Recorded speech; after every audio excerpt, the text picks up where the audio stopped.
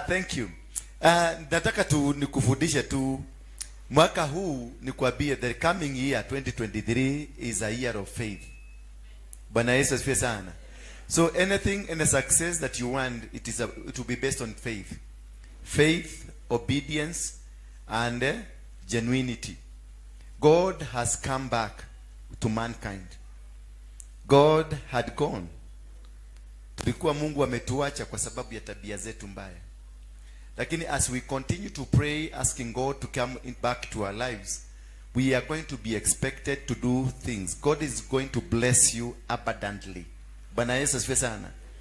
God is going to bless the country Kenya abundantly. And the world will be blessed, but with conditions. God will come, but not without what?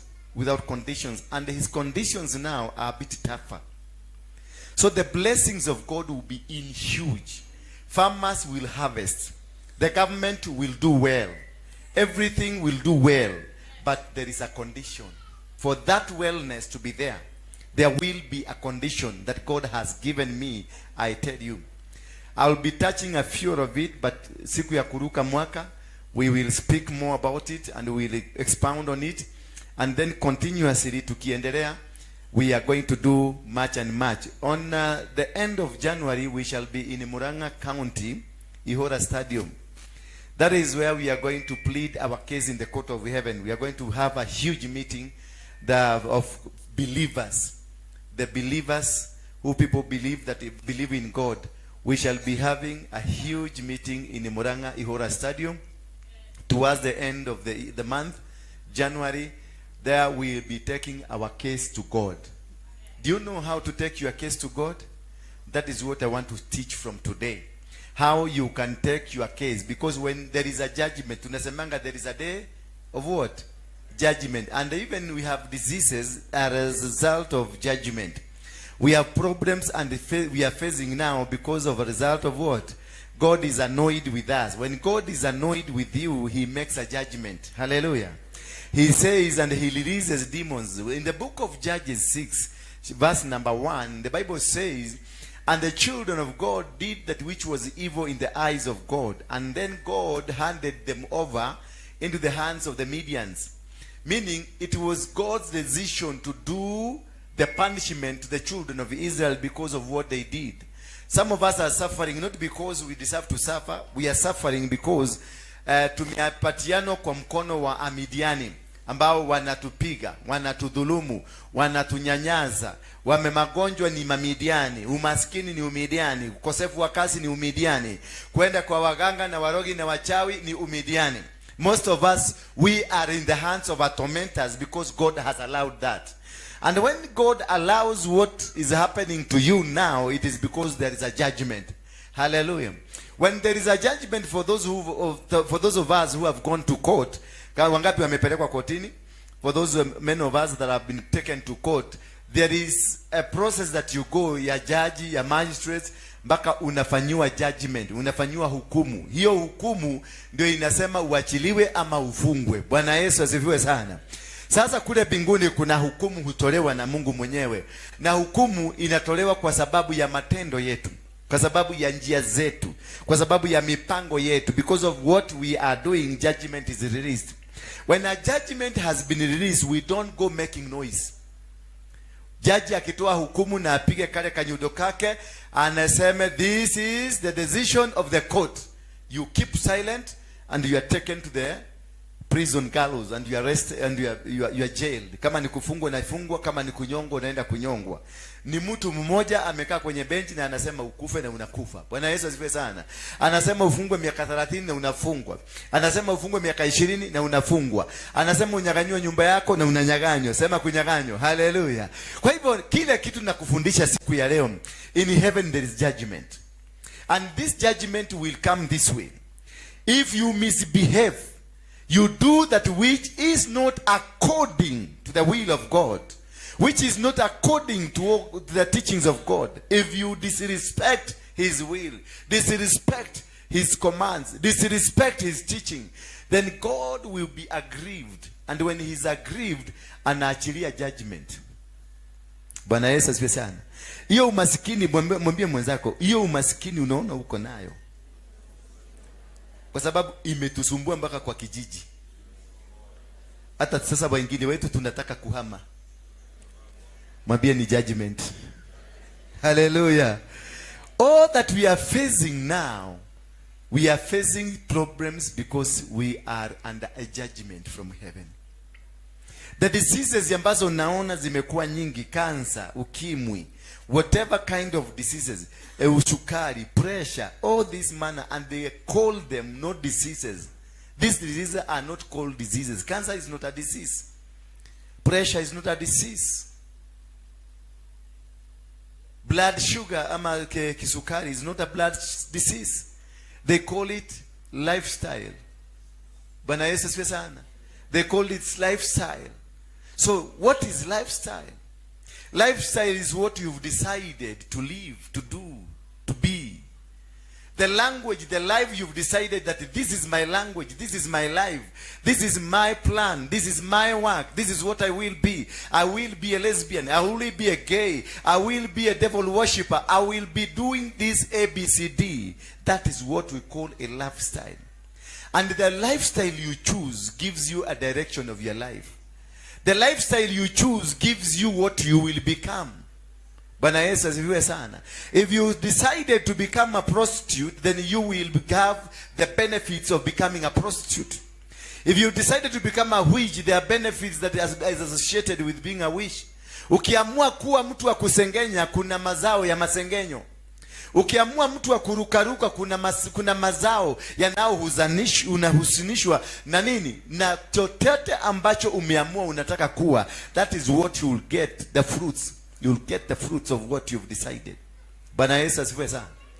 Kwa hivyo katika nchi yetu there is a judgment ambayo iliachiliwa.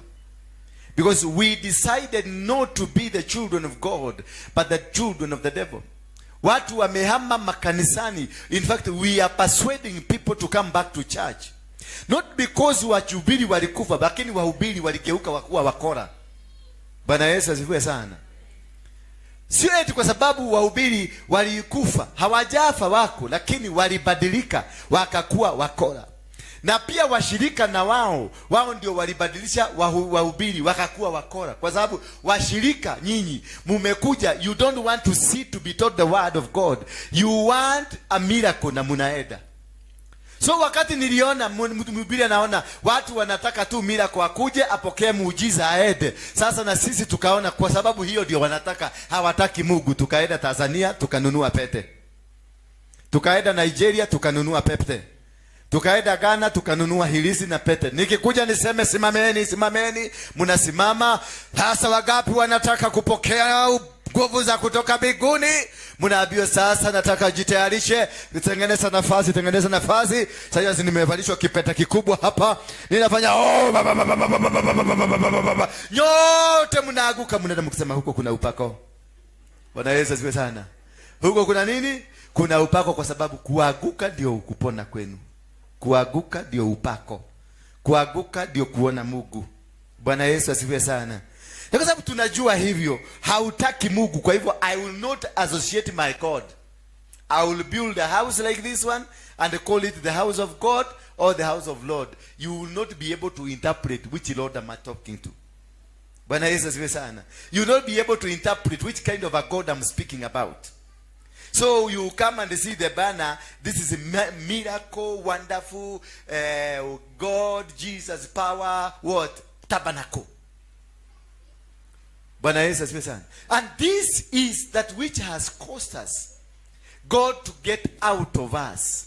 Because tumemwacha Mungu, tumemwasi Mungu, tukawa watu wa kununua miujiza. Kwa hivyo you converted our pastors or your pastors wakakuwa watu wa kuchukua source ya kuachilia muujiza at the expense of your money. Ndio unakuta mkiombea na pastor mchungaji, unapompigia simu anakuambia hayo ni madhabahu yanakusumbua. Unamwambia nifanyeje?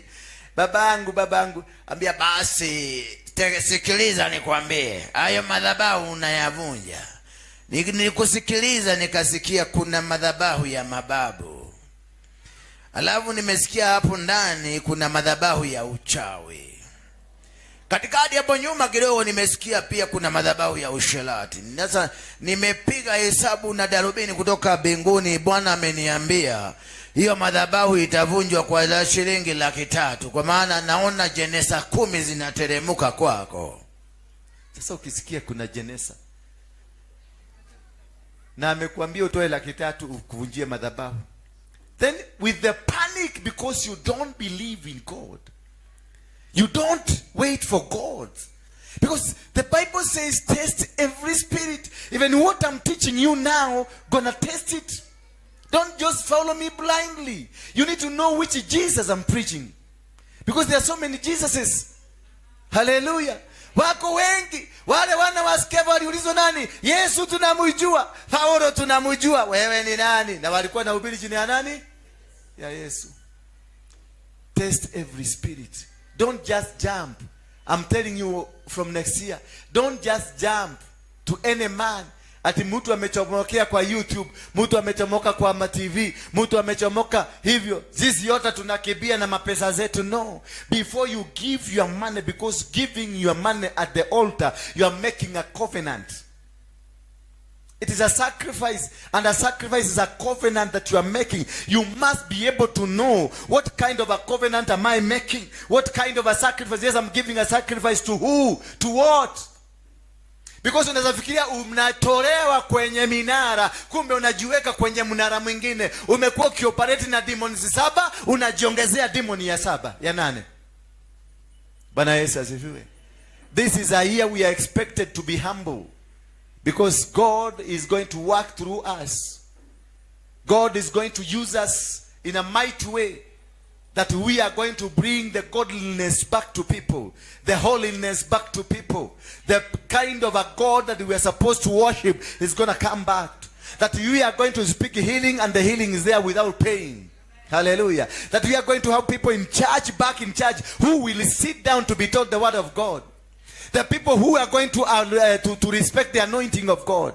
There are people who are going to respect men and the women of God. And the men and the women of God that are going to preach the word of God, and are going to do the will of God and walk according to the will of God, not according to the will of man. All these, let them be preachers, waimbaji, gospel artists, all those that are using artificial ways of reaching God, are going to be not exposed, are going to be destroyed completely. Not just being exposed, they are going to die mysterious deaths because of what they have done to mankind. Those of you who are miracle seekers, who will only come to church because wanauliza ni siku gani ya huduma, mutaagamia, hamutapona. I can assure you, hamutapona. Bwana Yesu asifiwe sana. Miracle seekers, stay with your disease from today kuendelea. There is no healing until you sit down and listen to the word of God. So the word of God will set you free, not your money. And for those who buy miracles, the money to buy miracles imekuwa cancelled. Bwana Yesu asifiwe sana. Those who buy miracles, the money for the miracle will be diverted to the works of God, not buying miracle. Hallelujah. Kwa hivyo kama umetayarisha ngiri 10 uniletee ya kununua miracle, kaa nayo, kwa sababu utakuwa maskini. Mungu ataiondoa, because ameona hutumii akili, amekupatia pesa na hutumii akili. God is looking for the people who are ready to use the brain that he gave for free. The brains were given to us for free. And the spirit of discerning was given to us for free. So it is upon you to be able to discern by using also your brains and the spirit that is in you. Kwa hivyo uweze kujua ni wapi, where am I sowing? Because we are supposed to sow, not to buy the miracle. We are supposed to sacrifice, not buying the sacrifice. Bwana Yesu asifiwe sana. We are supposed to stand in the gap of God, because we are supposed to use sacrifices to communicate with God. Tunauliza Mungu kama vile Daudi alimuuliza Mungu alipokuja akapata bibi zake wote na watoto na ng'ombe wamechukuliwa, na walikuwa wametoka safari ya kupigana vita za kimungu. Aliporudi nyumbani alikuta kila kitu kimechukuliwa. Walilia sana. Walilia. Lakini what happened? picked the effort, akavaa nguo mavazi magwanda ya maombi, akaingia kwenye nyumba ya ndani, akauliza Mungu, can I go? Bwana Yesu asifiwe sana. Before you come to this church for that miracle that you want, get into your inner room and ask God, can I go? Hallelujah. Before you surrender, you give your money to this altar, ask God, can I give? God is looking for total dependency on him. He's not looking for pastor dependency. I'm not a conveying balance, conveying bearing. Belt, unaona umesafiri kwa ndege. I am not a conveying belt. I am here to tell you what God wants to do. And then you do according to what the word has said, not according to me. Bwana Yesu asifiwe sana. It is not according to me, but according to the word of God. I am just to give the information, and then you sift the information. You test the spirit that was speaking in me. Then you agree with it if it is from the Lord. And also you must be able to understand which Lord. Hallelujah. You must be able to understand which Lord. Not every Lord is a Lord. Not every God is a God. He will say when we pray, when we preach, we say God of all gods. We are talking about the God that is in heaven. The God that is in heaven. The God that created the earth and they created the heavens. The God that created you, they created animals and everything that was created. Imeundwa kwa sababu ni Mungu alisema. That is how, that is where God wants us to go. All of us, we have sinned. And if I stand here to tell you I'm not a sinner, I've that already, that act of cheating you that I'm not a sinner is a sin. Hallelujah. Because I'm lying to you that I'm not a sinner. I am a great sinner that I need to repent before God so that God can bring me back to him. Bwana Yesu asifiwe sana. Just like you are also a sinner.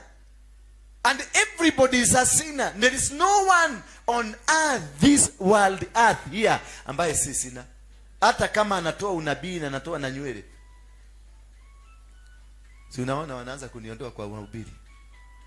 Anajua ninahubiri na anajua napiga tu. Kwa sababu wao walienda Christmas. Bwana Yesu asifiwe sana. So what I'm telling you here is that this is a year that you must look for God. 2023, you must go down on your knees. And if you refuse to go down on your knees, you will be made to go down. You kneel, even nobody will ask you to kneel. Nitakutana na wewe kwa barabara pale, ukiabudu, ukiambia Mungu, hallelujah, you are the God, you are the master, the king of kings. Lakini wakati mwingine ulikuwa kabisa, nikikupigia simu, unaniambia, pastor, niko busy, nakimbia Kampala, nikitoka Kampala nitapitia Dar es Salaam, nikitoka Dar es Salaam nitaenda UK, kutoka UK, alafu baadaye, maybe nitakuwa na kitu mwezi wa 4 wa 5 hivyo. Let me tell you, hiyo haraka itaisha na imeisha. Hiyo haraka imefanya nini? Imeisha.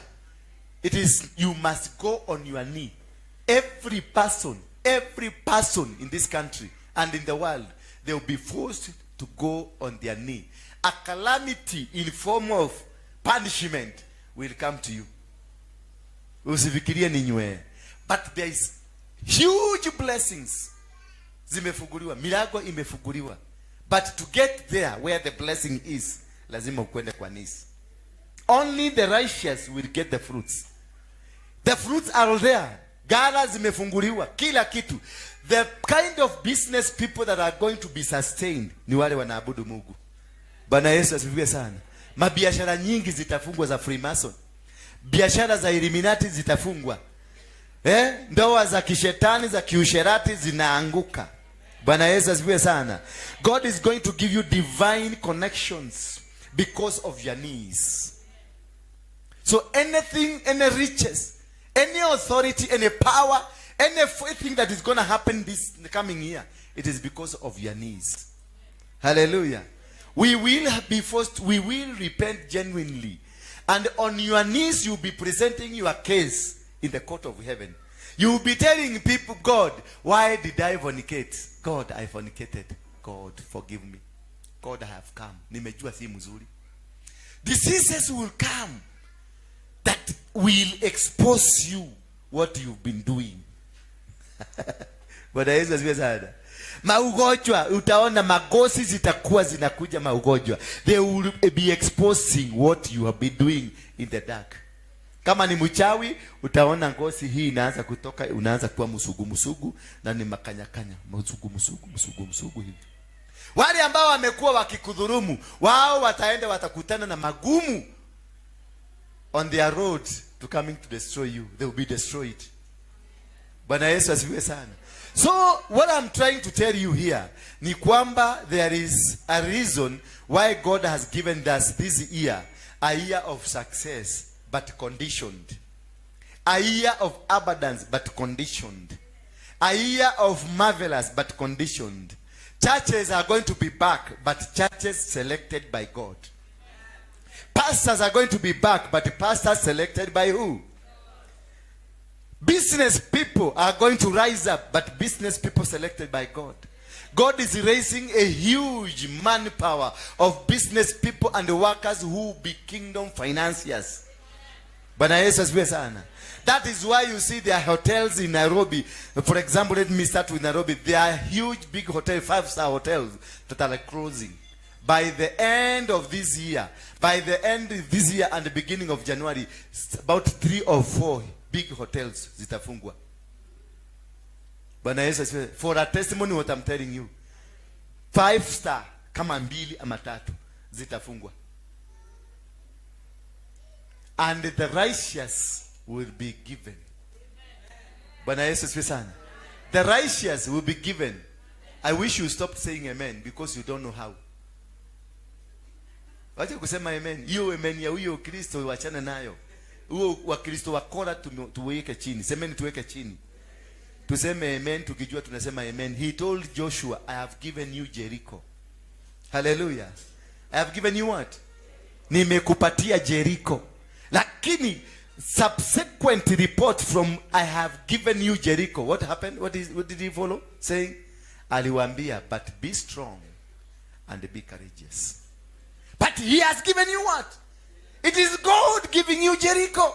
Ni Mungu amekupatia, nimekupatia mume, nimekupatia mke, nimekupatia kanisa, nimekupatia biashara, nimekupatia me the Lord. Ambaye alikuwa na Musa nimekupatia. But be strong and be courageous. Do not be afraid nor be dismayed. What does that statement tell you? Has he really given you? Has he really given you? He has not given you anything. He is telling you prepare for a battle. He's telling you he prepare because you to be strong. Kwani unakuwa strong kwa nini? Why is he telling you be strong and courageous? Why is he telling you do not be afraid nor be dismayed if he has given you? No, he is telling you, son of man, be prepared. I am giving you a territory that you are going to conquer. Because it is through conquering that we make it. God will be seen through us by conquering, by having been given the power and capacity to conquer. Therefore, what God will do to you, he will give it to you, but with a condition and enable you to conquer.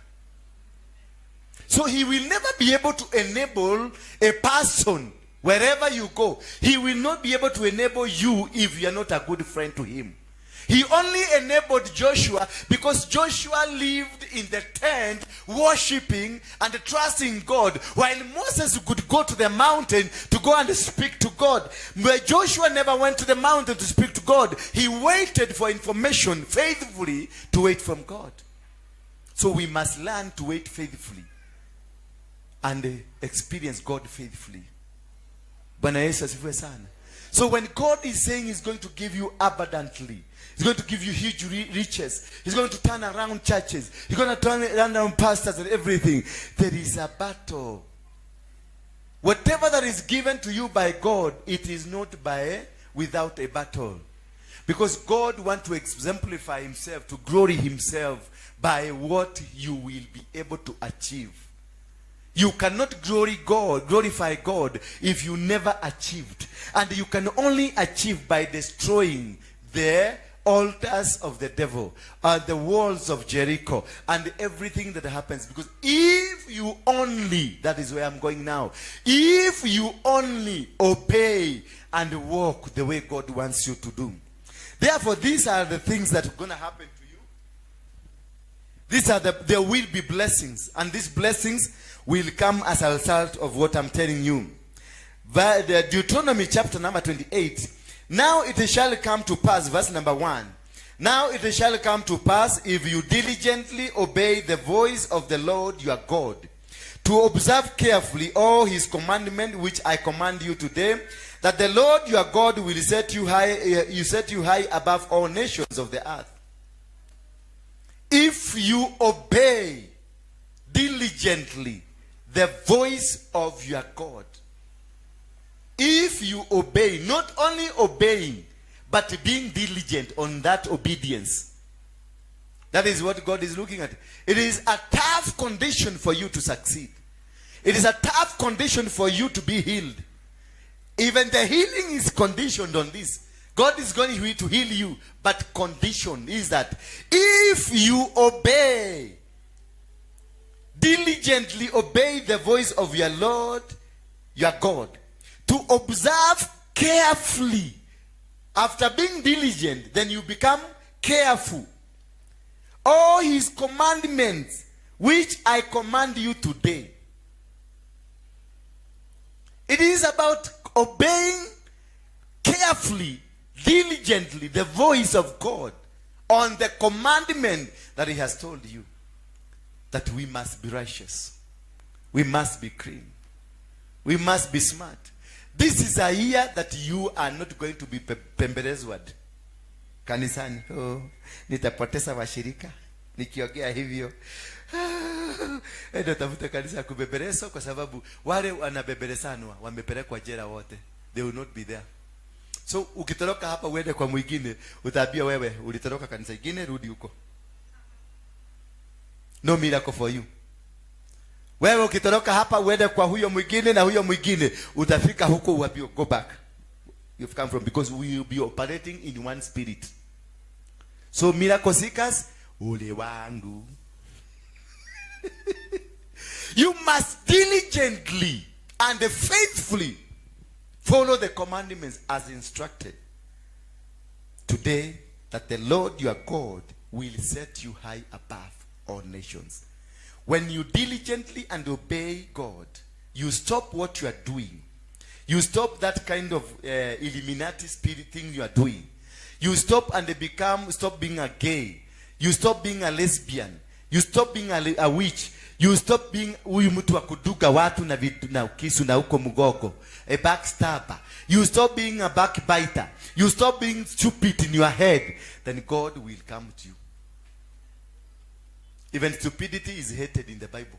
Mungu amesema mtu mjinga asipate miracle. Wagapi wajiga hapa, inua mkono juu. Nyinyi mtaenda biguni. Bwana Yesu asifiwe sana. So you must be ready to follow. You must be ready to walk. And if you surrender in totality to God, he will lift you high above all nations. Bwana Yesu asifiwe sana. That is the condition, that once you obey, once you live, once you walk, once you do according to him, then he's gonna lift you high above. That's why I said business community that is respective of the word of God is going to be lifted. The church of God that is irrespective of the word of God is going to be lifted. Marriages that are respective of the word of God are going to be lifted above all the nations. Not one nation, not two nations, but above all the nations. Your children will be lifted up. Yourself, you'll be lifted up. Whatever you do will be lifted up. Why? Because of the diligence of obeying and walking uprightly and righteously. Bwana Yesu asifiwe sana. Then these are the blessings that are going to be associated with you. I will be talking about the blessing and the counter of it, a curse. The curse will be finding them in verses 15 downward. But I'll be reading verse 1, verse 2, and then verse 15. Then I'll be showing you what will befall. Ndaambia kwa wale shosho, wewe shosho ndugathikiririe githuku gike muno, ureke tuhunjiria andu meruraya. Wewe niko kugurira kakiro ka nyama. And all these blessings, once you follow and once you are lifted high above, and all these blessings shall come upon you and overtake you, because you obey the voice of the Lord your God. This is what will come to you. This is what you will get because of just being obedient. Not because of going to church. Not because of being loyal to your pastor. Not because of being faithful to your pastor. No, but being faithful to God. You rather not be faithful to me, but be faithful to God. Bwana Yesu asifiwe sana. Because it's only God that's going to make. God has taken over the nations. God has taken over the control of these nations. And he's sitting now on the throne, calling one by one and telling you, back off what you are doing, get out of here. And I'm blessing you because you've done this. The time for God to rule has come. Kenya is a nation that is blessed by God. It's a nation that is meant to bring the revival of the gospel of Jesus Christ. And the gospel has already started from Kenya, going to other African countries, to Nigeria, to South Africa, to Congo, to all over Africa, then spreading upwards to Asia, spreading upward to Europe and to America. That is why God have decided to run Kenya himself. Bwana Yesu asifiwe sana. So ile madoide ya kusema mimi ni pastor wa theology, hiyo theology yenu imefika mwisho. If you are the theologian, go and take it to the toilet. Keep it to yourself, because now it's the voice of God. Hallelujah. Mimi sisemi msisome someni, but it's the voice of God. Ile experience huko now, experience will not work, will not count here. It is how you are listening to God. Hallelujah. It is how you are hearing from God. You use that theological, then you apply God in the theory, not apply experience. You apply the experience, you are done. Bwana Yesu asifiwe sana. I don't know whether you are getting me. And this blessing shall come upon you and overtake you, because you obey the voice of the Lord your God. Blessed shall you be in the city, and blessed shall you be in the country. You don't need to travel to anywhere from today on. If you are in the city, remain in the city, the blessings will find you. If you are in the village, remain in the villages, you will drive a Range Rover while in the village. Bwana Yesu asifiwe sana. If it is money, will find you where you are, because the blessings will follow and overtake you. So you don't need to seek how usifuate blessing. You don't need to rush to follow the blessing. You need to do the will of God, and God will do the rest. Seek ye the kingdom of heaven and its righteousness, and all others will be added unto you. Bwana Yesu asifiwe sana. So it is not about coming from Ranga because you've had a pastor anafanya hapana. It is you sitting there. Jehoshaphat was told, sit down and see the deliverance I'm about to bring to you. It is God. Deuteronomy verse chapter number 7. And when you get into this nation that I'm going to hand over to you, it is God that will hand over to you the nation, not you going for the nation. And God can never give you a nation if you're a mkora. God can never give you a nation if you're a prostitute. God can never give you a nation if you are a hypocrite, you are a witch, you are a devil worshiper, you are Illuminati, you are a gay, you are a lesbian. In the name of saying the lesbian waliudwa na Mungu hivyo, hiyo ni ushetani. Ukipata na mtu akikwambia ati mimi ni lesbian because I was created that way, ama mimi ni gay because this is godly, chapa na ukate mkono moja uniletee nilipe bill. God never create you halfway. God created you with a reason. A woman was produced from a man with a reason. So you cannot say kuna mahali walienda makanika wakasahau wakaeka gadget zingine ambazo wewe ni mwanaume lakini ndani yako una feeling za mwanaume za mwanamke. No, that's kwani ubavu yako ilipelekwa Kirogoni ikafanywa ukarabati ama iliwekwa ubavu ya China? No. Lesbian and gays must stop here in this country. And we are going to fight it physically, not spiritually. We are going to deal with them physically. And somebody be told, we are going to deal with it physically, not spiritually. Because this is a spiritual, is a physical thing. Kwani unaedaka spiritually? Ukipaka mafuta unapakaka spiritually? No, we have to deal with these people that way. Because we cannot allow. They have taken our children in schools. In schools, lesbianism ndio imekuwa imepanda. Gayism is in schools. Our children are coming back. Ulituma mwanaume unarudishiwa mwanamke. Hata mimi nimeshukuru kuona ndani yangu bado ni mwanaume. Nimemwambia kuja shika microphone, akashika microphone, akasema mimi nilikuwa baya. Tumesikia akisema alikuwa mbaya. Kalikuwa kama wamonyota. Bwana Yesu asifiwe sana. So these things are some things that we are going to confront. The way Jesus went to the church and they found people who have turned the church to become a commercial place, and akachukua nyaunyo akanyorosa watu. Lazima tuwanyorose. I'm a commander. I'm the same commander. Hallelujah. Hallelujah. Msinifikirie hivi. Hapana, nitawanyorosa. Na hapo ukikuja ulete uchawi na uganga yako na ujinga yako, no. I will deal with you directly. Head on. Mundu kumundu. Ala? Mtu umefanya kazi hapa, kama sasa tuseme huyu amefanya kazi hapa miaka 2, tumekaa na yeye, alafu aibe kitu ya kanisa, niseme ni spirit limuigia? Hapana. No, nitakupanga na Yesu bado atakuwa na mimi. No, kuna vitu vingine hata mnaekeleaga shetani. Tumekaa na huyu mzee hapa da miaka 3. Alafu achukue ile mashini aibe. Unataka kuniambia huyo ni shetani? No. Kwa hivyo tutuleta tuna shetani. Kwa hivyo umekuwa shetani all the time. Sasa ndio tumeanza kujua ni shetani. Hapana, ulikuwa ukipaka na ulipaka na akili yako.